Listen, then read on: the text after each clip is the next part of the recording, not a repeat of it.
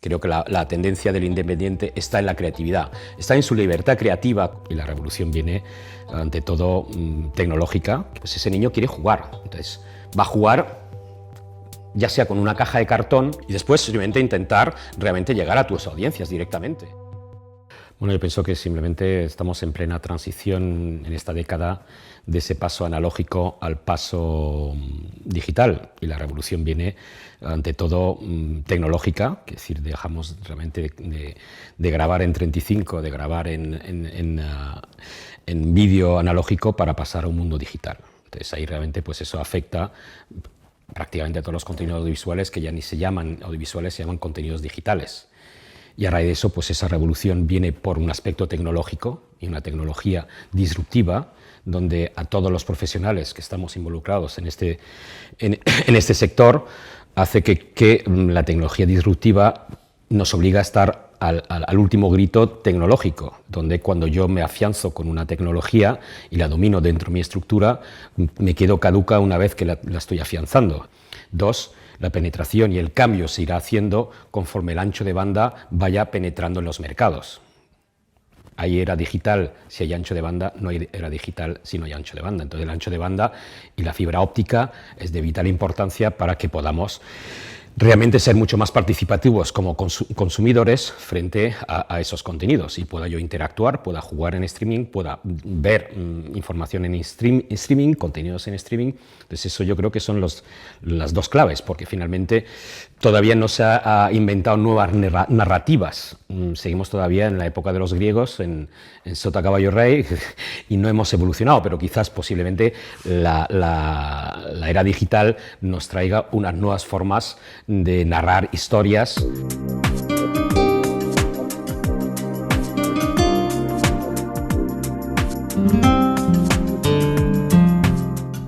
El modelo de negocio yo pienso que va a entrar y está entrando de una forma muy positiva para el productor.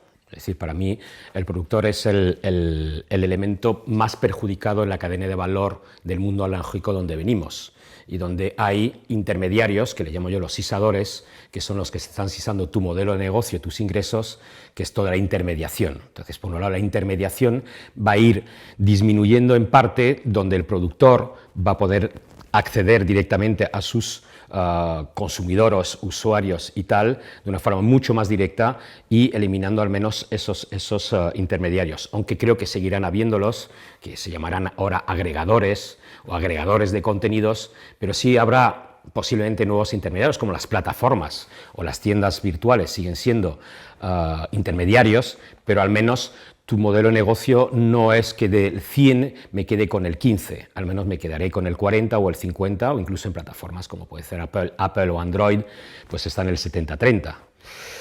Ahora bien, aunque me pongan a mí una plataforma, no dejo de tener la obligación de drenar mi audiencia a esa plataforma, porque no todas las plataformas son activas y drenan audiencias hacia sus plataformas, con lo cual yo sigo teniendo la obsesión que no tienen aquí, que sí tienen en Estados Unidos, que es el aspecto de marketing, el aspecto de ventas, el aspecto de promoción, la viralidad, la concienciación de la existencia de una marca, etcétera, etcétera, que creo que tanto en España o en el mundo latinoamericano y en Europa, pues es nuestro suspense de siempre. Sabemos crear, sabemos producir, no sabemos cómo distribuir.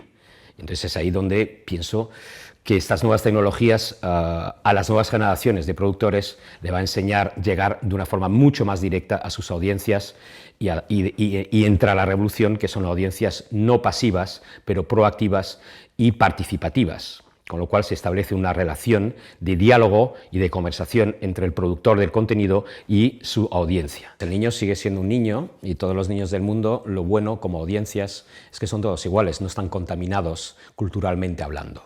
¿Okay?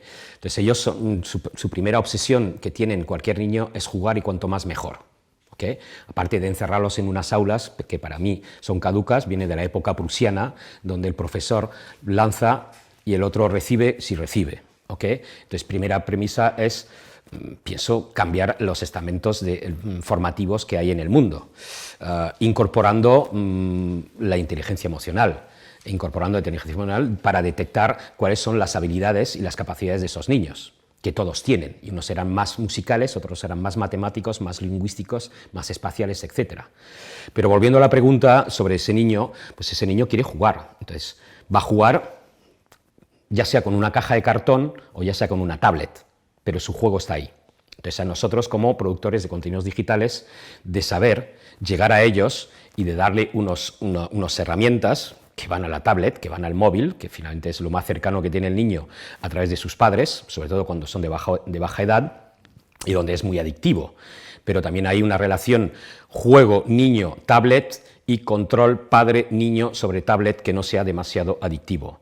Pero ahora mismo la tecnología nos permite aportar un montón de herramientas digitales para el juego infantil, que además tiene un aspecto educativo. Entonces estaremos cada vez más en el ludo educativo o el ludo entertainment, ¿no? Y yo, cuando me eduqué en Francia, yo veía Popeye. ¿Pero por qué se hizo Popeye? Lo pagó una marca de espinacas para vender más espinacas. Y el soap opera, como le llaman el soap opera, que es la telenovela yankee de los años 30, 40, 50, después, ¿quién lo pagaba? Le llamaban soap opera porque lo pagaban marcas de jabón. Pienso que el tema de la formación está a la orden del día. ¿Por qué? Simplemente porque vuelvo a repetir la palabra disrupción, y también esa disrupción la sufrimos en la formación y la sufrimos en el aspecto profesional. Es decir, que realmente aunque yo ya sea un profesional y no sea un alumno, estoy condenado a aprender todos los días. Entonces estamos en una formación continua a nivel profesional. Y tengo que actualizar mis conocimientos continuamente, porque si realmente vivo dentro de mi cueva y generando mis contenidos en mi oscuridad, realmente cuando salga la luz a enseñar lo que he creado, realmente encontraré con un entorno muy cambiado y muy cambiante. Con lo cual tengo que estar siguiendo una formación, ya sea esta presencial, de parar 2 meses, de actualizarme, y de actualizarme sobre todo como estos cursos donde no van a venir los teóricos, pero van a ir los prácticos, la gente que pica la piedra a diario digitalmente hablando y que están al día y son los que me van a marcar tendencias, orientaciones, formas de hacer, etcétera, que simplemente nosotros mismos en nuestro día a día lo improvisamos, lo hacemos y somos creativamente hablando en cualquier cosa, en el modelo de negocio, en la creación de los contenidos y en sí la distribución.